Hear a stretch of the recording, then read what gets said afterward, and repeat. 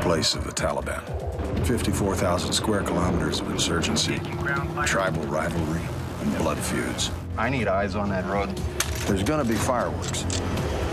This is gonna get personal. I'm here, aren't I? Well, that is a clip from Hyena Road, a new film from Canadian writer, director, producer Paul Gross, making its world premiere at the Toronto International Film Festival on Monday, the 14th of September. It debuts at theaters right across our country, coming up on Friday, the 9th of October. We're happy to have Paul Gross joining us from our studios in downtown Toronto. Paul, great to have you. You return to the director's chair with Hyena Road. This is a film about three men, three different paths caught up in the whole Afghanistan conflict. I want to ask you about how this film evolved. I'm watching it. I'm curious how it all came to be and your role in that. Well, I absolutely, after Passchendaele, which was a First World War film, I thought I will never, ever, ever make another war film because they're so extraordinarily complicated to finance, difficult to shoot. But then I was invited to go to visit the troops in Afghanistan, and I think this was about 2010, and was mesmerized because I'm not exactly sure what I expected when I went there, but what I found was nothing at all like what I imagined it would be, or what successive governments, or even for that matter the media, had really kind of told us about. It was much more chaotic, much more lethal, much more complex than anything I had thought.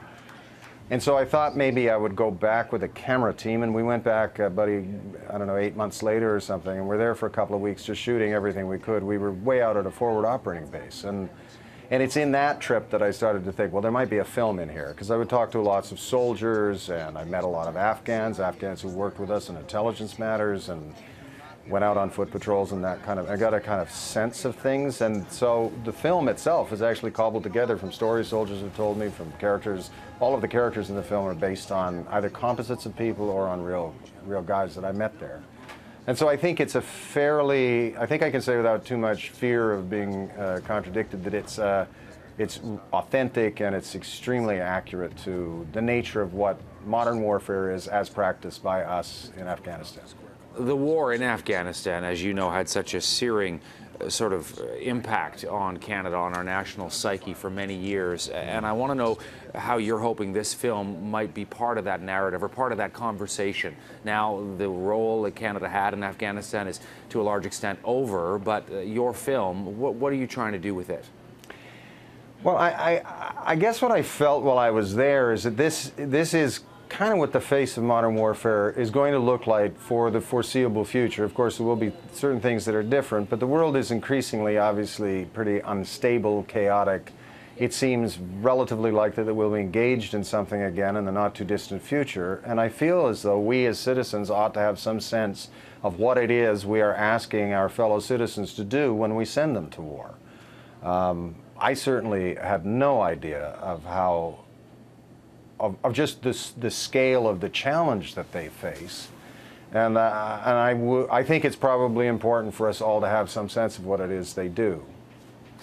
You know, when you watch this film, and I know you've shown it to some members of the military community as well, including a partnership with Wounded Warriors Canada, what are you hearing from folks in the military about it? The response has been extraordinary. In general, like I say, it's very positive. They're very pleased that it is authentic to their experience in Afghanistan, and this goes from the top ranks on down to the bottom. It's also a little bit alarming because I think it is sufficiently accurate that it's triggering people who have had some issues following their service with PTSD or operational stress, or finding it very emotional to cope with. On the one hand, I can say, well, that's good because we've, obviously achieved a level of authenticity. On the other hand, I don't want to, disturb people. But by and large, the response has been exceptional, yeah. And for people who are not familiar, the name of the movie, Hyena Road, comes from? There was a road that we built into the heart of the Horn of Panjwai called Route Hyena. I think the name has subsequently changed, but it was called Route Hyena, and there were a lot of people killed, both Afghan civilians and contractors and our soldiers, in the effort of building that road to penetrate into the birthplace of the Taliban. The world premiere on Monday. Good luck with that. I know it's going to be debuting in theaters across Canada come October as well. Paul, thanks for making time for us here on CTV. All right, thank you.